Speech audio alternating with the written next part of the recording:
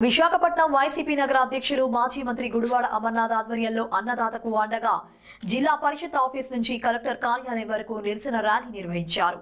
ఈ సందర్భంగా రైతులకు గిట్టుబాటు ధర ప్రకటించింది. రైతులకు 20,000 రూపాయల ఆర్థిక సహాయం తక్షణమే అందించాలని కోరుతూ కలెక్టర్కు వినతి పత్రం అందజేశారు. ఈ కార్యక్రమంలో నగర మేయర్ గొలగాని హరివెంకట కుమారి, మాజీ MLA Vasupalli Ganesh, YCP party నాయకులు, కార్యకర్తలు తదితరులు పాల్గొన్నారు.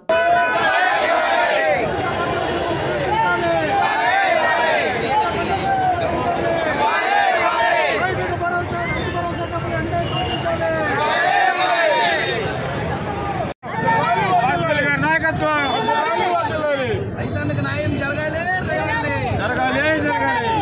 న్యాయం జరగాలి ధాన్యానికి కనీస మద్దతు ధర ఇవ్వాలి ధాన్యానికి కనీస మద్దతు ధర ఇవ్వాలి ధాన్యానికి కనీస మద్దతు ధర ఇవ్వాలి రైతన్నులకు ఆదుకోవాలి రైతన్నులకు ఆదుకోవాలి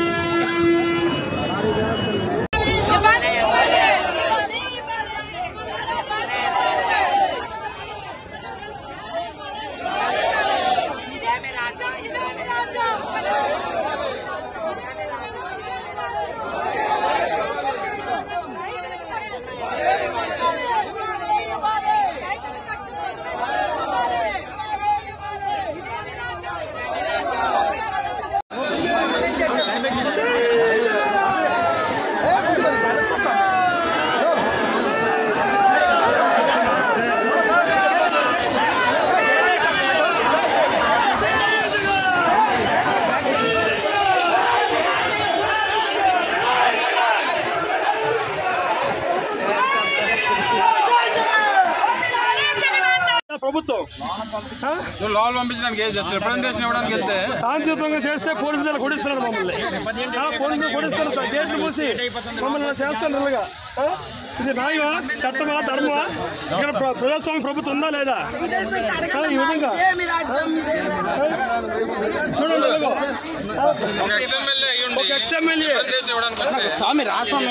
రిప్రజెంటేషన్ ఇవ్వడానికి అని చెప్పి వచ్చాం.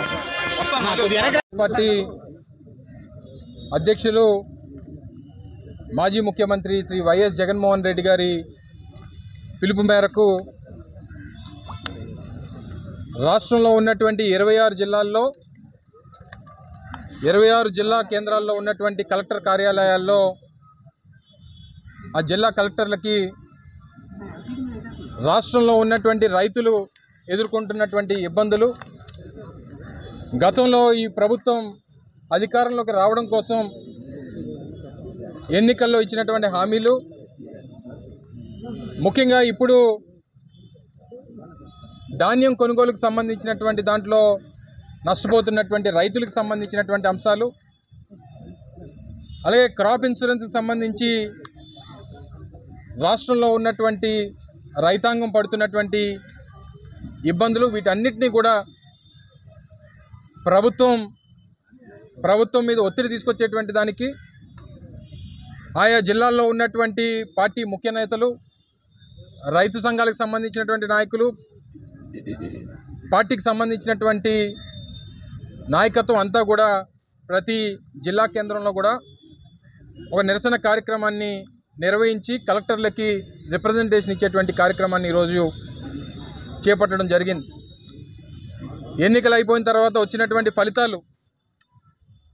ఫలితాలు చూసిన తర్వాత, కూటమి అధికారంలోకి వచ్చిన తర్వాత వారికి ముందుగానే చెప్పాం, మీకు 6 నెలల సమయం ఇస్తాం. 6 నెలల హనీమూన్ పీరియడ్ అనేటువంటిది ఏ ప్రభుత్వానికన్నా ఇవ్వాల్సిందే. ఇచ్చిన తర్వాత మీరు ఇచ్చినటువంటి హామీల మీద ప్రతిపక్షంగా వైఎస్ఆర్ కాంగ్రెస్ పార్టీ ప్రజల పక్షాన పోరాటం చేస్తుంది. ప్రధానమైనటువంటి హామీల్ని ఏదైతే మీరు ఎన్నికల్లో గెలవడానికి ఉపయోగించుకున్నారో వాటిని నిలబెట్టుకునేటువంటి దిశగా మీ మీద ఒత్తిడి తీసుకొని వస్తుంది వైఎస్ఆర్ కాంగ్రెస్ పార్టీ అని చెప్పి ఏదైతే చెప్పామో, చెప్పినటువంటి విధంగా నిన్నటికి వారు జూన్ 4వ తారీఖు అధికారంలోకి వచ్చినప్పటికీ జూన్ 12వ తారీఖు వారు ప్రమాణ స్వీకారం చేసి నిన్నటికి డిసెంబర్ 12వ తారీఖు నిన్నటికి 6 నెలలు పూర్తయింది. ఈరోజు కార్యక్రమాన్ని చేపట్టాం. రాష్ట్ర వ్యాప్తంగా వైఎస్ఆర్ కాంగ్రెస్ పార్టీ శ్రేణులు, రైతులు అందరూ కూడా ప్రతి జిల్లాలో కూడా ఈ కార్యక్రమాన్ని నిర్వహించి రైతుల పక్షాన నిలబడి ప్రభుత్వం మీద ఒత్తిడి తీసుకొచ్చేటువంటి కార్యక్రమాన్ని చేస్తూ ఉన్నాం. గతంలో ధాన్యానికి సంబంధించి వైఎస్ఆర్ కాంగ్రెస్ పార్టీ ప్రభుత్వంలో ఏదైతే మినిమం సపోర్ట్ ప్రైస్ 1750 రూపాయలు 74 కేజీల బస్తాకి వచ్చేదో ఈరోజు అదే బస్తా 1400కి 1300కి దళారుల చేతుల్లో ఎక్కడ నష్టపోతాం అనేటువంటి భయంతో వాళ్ళని బెదిరించి, రైతులను బెదిరించి ఈరోజు మధ్యవర్తులు రాజ్యం వెళ్తూ ఉన్నారు. ప్రభుత్వం ఎక్కడ పట్టించుకునేటువంటి పరిస్థితి లేదు. ఒక చరిత్రగా రైతులకి తీసుకొచ్చినటువంటి ఆ రోజు జగన్మోహన్ రెడ్డి గారు రైతు భరోసా కేంద్రాలు ఈరోజు నిర్వీర్యం చేసి 2019 ముందుకు ఏ రకమైనటువంటి పరిస్థితులు రైతులు ధాన్యానికి సంబంధించి లేదా ఎరువులకు సంబంధించి సొసైటీల ముందు ఏ రకంగా లైన్లో నిలబడి లాఠీ చార్జీలు చేయించుకొని ఇబ్బందులు పడేటువంటి పరిస్థితుల దగ్గర నుంచి వారి గ్రామానికే రైతు భరోసా కేంద్రాలను తీసుకొని వెళ్ళేటువంటి గొప్ప బృహత్తరమైనటువంటి కార్యక్రమం ఆ రోజు వైఎస్ఆర్ కాంగ్రెస్ పార్టీ చేసింది. అందుకే రైతు భరోసా కేంద్రాలను కూడా పునరుద్ధరించాలి, వాటిని మళ్ళీ అమల్లోకి తీసుకొని రావాలి, రైతులకి చేరువ చేయాలి, రైతులు నష్టపోవడానికి వీల్లేదు. వీటన్నిటికన్నా మించి మేము గతంలో వైఎస్ఆర్ రైతు భరోసా కార్యక్రమం కింద 13,500 రూపాయలు సంవత్సరానికి ప్రతి రైతుకి పెట్టుబడి సాయం కింద అందించేవాళ్ళం. మీ ప్రభుత్వం రాకముందు ఏం మాటిచ్చారు? ఎన్నికల్లో రైతులకు ఏం చెప్పారు? మేము అధికారంలోకి వస్తే 13,500 కాదు, సంవత్సరానికి 20,000 ఇస్తామన్నారు. రైతు భరోసా కార్యక్రమం కాదు, మా పేరు అన్నదాత సుఖీభవ అని చెప్పి పెడతామని చెప్పని అన్నారు. సూపర్ 6లో ఇదొక హామీ అన్నారు. రాష్ట్రంలో ఉన్నటువంటి దాదాపు 50 లక్షల పైచిలకు రైతు కుటుంబాలకి న్యాయం చేస్తామని చెప్పారు. అయితే 50 లక్షల కుటుంబాలకి 20,000 రూపాయలు చొప్పున పెట్టుబడి సాయం అందించాలంటే 10,000 కోట్ల రూపాయలు ఏదైతే బడ్జెట్లో పొందుపరచాల్సి వస్తే మొన్న పెట్టినటువంటి బడ్జెట్లో కనీసం రూపాయి కూడా బడ్జెట్లో పెట్టేటువంటి పరిస్థితి లేదు. ఖరీఫ్ పోయింది, రబీ వచ్చింది, ఇప్పటికీ కూడా రైతుకి ఆ రైతు భరోసా కార్యక్రమం ఎక్కడ 20,000 రూపాయలు ప్రభుత్వం ఎప్పుడు ఇస్తుందా అని చెప్పి ఈరోజు ఎదురు చూస్తున్నటువంటి పరిస్థితులు. 6 హామీలు అని చెప్పి సూపర్ 6 అని చెప్పి ఇప్పటికే మీ ప్రభుత్వం డక్అవుట్ అయిపోయేటువంటి పరిస్థితి ఉంది. ఎన్నికల్లో ఇచ్చినటువంటి ఏ ఒక్క హామీని 3 సిలిండర్లు అన్నారు, ఈ సంవత్సరం అడిగితే ఒకటే అంటున్నారు. ఫ్రీ బస్సు అన్నారు, అమ్మఒడి పేరిట ఎంతమంది పిల్లలు ఉంటే అంతమందికి 15,000 అన్నారు. ఓటు హక్కు కలిగినటువంటి ప్రతి మహిళకి అంటే 18 సంవత్సరాలు నిన్నటువంటి ప్రతి మహిళకి 1,500 రూపాయలు ప్రతి నెల చెల్లిస్తామన్నారు. రాష్ట్రంలో ఉన్నటువంటి 20 లక్షల మంది నిరుద్యోగ యువతకి నెలకి 3,000 రూపాయలు చెప్పానన్నారు. ఇన్ని చెప్పి ఏ ఒక్క హామీని నిలబెట్టుకోకుండా 6 నెలలు పూర్తయిపోయి ఈరోజు రైతులు నష్టపోతూ ఉన్నారు, యువత నష్టపోతూ ఉంది, మహిళలు నష్టపోతూ ఉన్నారు. గతంలో జగన్మోహన్ రెడ్డి గారు అధికారంలో ఉన్నప్పుడు రాష్ట్రంలో ఈ 50 లక్షల మంది రైతులకి 5 సంవత్సరాల్లో 35,000 కోట్ల రూపాయలు పెట్టుబడి సాయం అందించినటువంటి ఘనత వైఎస్ జగన్మోహన్ రెడ్డి గారు అనేటువంటి విషయాన్ని తెలియజేస్తూ ఉన్నాం. ఇన్ని కార్యక్రమాలు చేస్తే ఈరోజు కనీసం రిప్రజెంటేషన్ ఇస్తామని చెప్పి దాదాపు మొన్న 4వ తారీఖున మొన్న జగన్మోహన్ రెడ్డి గారు అంటే 10 రోజుల క్రితం ప్రకటించాం. కలెక్టర్ గారికి ముందుగానే ఇంటిమేట్ చేశాం, ఇలాగా 13వ తారీఖున వస్తాం, 11 గంటలకి మీతో మాట్లాడతాం, మిమ్మల్ని మీకు రిప్రజెంటేషన్ మీ ద్వారా ప్రభుత్వానికి అందిస్తామంటే ప్రభుత్వం ఎంత భయపడతా ఉంది అనేటువంటి దానికి ఉదాహరణ నిన్నటితో కలెక్టర్స్ కాన్ఫరెన్స్ విజయవాడలో అయిపోతే మళ్ళీ ఈరోజు ఏదో స్వచ్ఛాంధ్ర కార్పొరేషన్ అని చెప్పి స్వచ్ఛాంధ్ర సమావేశం ఉందని చెప్పి 26 మంది జిల్లా కలెక్టర్లని విజయవాడలోనే నిలుపుదల చేశాడు ముఖ్యమంత్రి గారు. కొన్ని జాయింట్ కలెక్టర్లకు ఇద్దామంటే గ్రామ సదస్సులు పెట్టి, రెవెన్యూ సదస్సులు పెట్టి ఎవరిని ఉండడానికి వీల్లేదు, మీరు కలెక్టరేట్లో అందుబాటులో ఉండడానికి వీల్లేదు అని చెప్పి వాళ్ళని రెవెన్యూ సదస్సులకు పంపించేశారు. దేనికి భయపడతా ఉన్నారు? ఎందుకు సమాధానం చెప్పలేకపోతా ఉన్నారు? మీరు చేసిందల్లా 6 నెలల్లో ఏంటి అంటే రెడ్ బుక్ రాజ్యాంగాన్ని మీరు అమలు చేయడం తప్పితే కక్షలు, మీరు చేస్తున్నటువంటి విధ్వంసం, మీరు చేస్తున్నటువంటి దౌర్జన్యాలు, దోపిడీలు, హత్యలు, మహిళల మీద జరుగుతున్నటువంటి అఘాయిత్యాలు చెప్తే మీరు 6 నెలల్లో మీరు సాధించింది ఏంటి అనేటువంటి దానికి సమాధానం చెప్పాలి.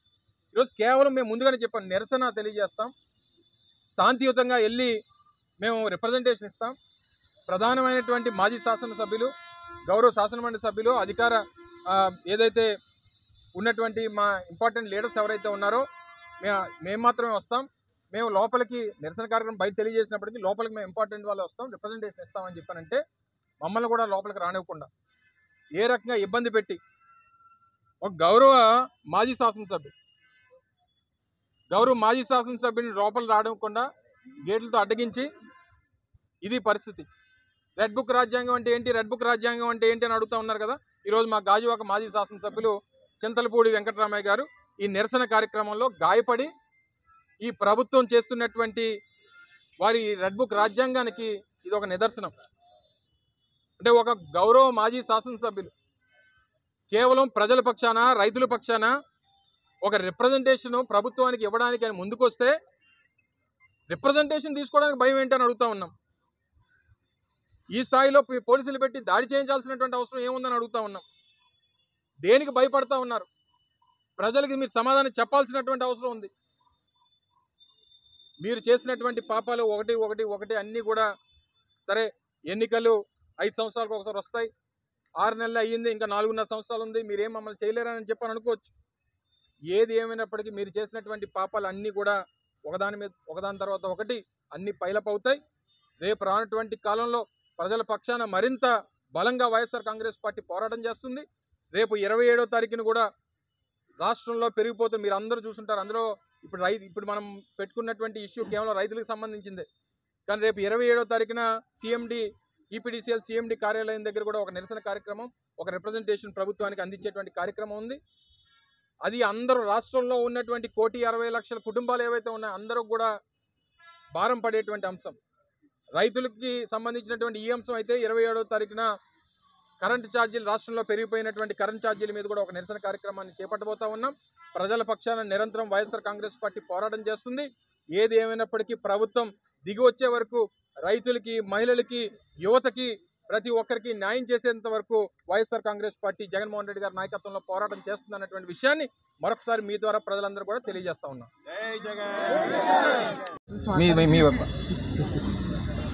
ఎవరైతే నేను రాజీనామా చేశారో, ఎవరైతే ఈ పార్టీకి రాజీనామా చేయాలనుకుంటున్నారో వాళ్ళు ఎవరన్నా చేయాలనుకుంటే ఇప్పుడు చేసిన ఇబ్బంది లేదు. మా పార్టీ జగన్మోహన్ రెడ్డి గారు ఈ పార్టీని స్థాపించినటువంటి సమయంలో ఆయన ఈ పార్టీని స్థాపించినప్పుడు ఒక పార్లమెంట్ సభ్యులు, ఒక ఎమ్మెల్యే మాత్రమే ఉన్నారు ఈ పార్టీలో. తర్వాత 15 మంది ఎమ్మెల్యేలు గెలిచారు, 2 ఎంపీలు గెలిచారు. తర్వాత 67 మంది ఎమ్మెల్యేలు గెలిచారు, 10 మంది ఎంపీలు గెలిచారు. తర్వాత 151 మంది ఎమ్మెల్యేలు గెలిచాం. తర్వాత 22 మంది ఎంపీలు గెలిచాం. సరే, మళ్ళీ ప్రతిపక్షంలోకి వచ్చాం.